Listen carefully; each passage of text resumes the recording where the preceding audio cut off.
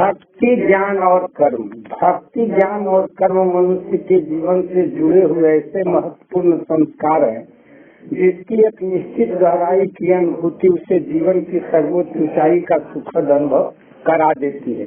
लेकिन यह तभी संभव है जब इन तीनों संस्कारों को कार्य रूप प्रदान करने में एक सुंदर सामंजस्य स्थापित किया गया है। जिस प्रकार से ज्ञान की अनुपस्थिति में संपन्न की जा रही भक्ति व्यक्ति को उसके मुकाम तक नहीं ले जा पाती है, उसी प्रकार से भक्ति भाव के हृदय में समाहित हुए बिना यदि ज्ञान के क्षेत्र को विकसित करने का प्रयास किया जाता है तो इससे प्राप्त ज्ञान में कोई गहराई परिलक्षित न होकर एक रूखापन ही अनुभव होता है।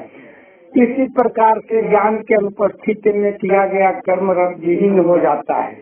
व्यक्ति में यदि ज्ञान है किंतु कर्म नहीं है तो ऐसे ज्ञान में कोई सृजनात्मकता उत्पन्न नहीं होगी, क्योंकि कर्म ही ज्ञान को जीवंत गुण प्रदान करता है। इसलिए मनुष्य का व्यक्तित्व तभी उचित रूप से विकसित हो सकता है जब ये तीनों ही गुण एक स्वर की लय के रूप में उपलब्ध हो।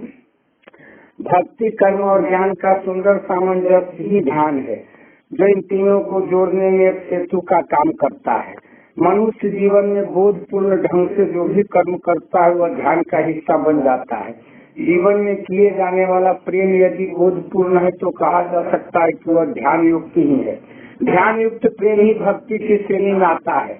प्रेम यदि बोधपूर्ण नहीं है या ध्यान युक्त नहीं है तो ऐसा प्रेम भक्ति की श्रेणी में कदापि नहीं आएगा। ज्ञान यदि बोधपूर्ण है तो वह व्यक्ति को तनाव से मुक्त करने लगता है, लेकिन यदि अबोधपूर्ण है तो वह व्यक्ति को तनाव में बांधेगा। इसलिए ध्यान ही एक ऐसा योग है जो मस्तिष्क को सही मार्ग दिखाता है। इसी से मस्तिष्क में चैतन्यता का संचार होता है, जिससे मस्तिष्क में स्वतः ही ज्ञान का द्वार खुलने लगता है। यही ज्ञान जीवन की नैया पार लगाता है। बीके जायसवाल।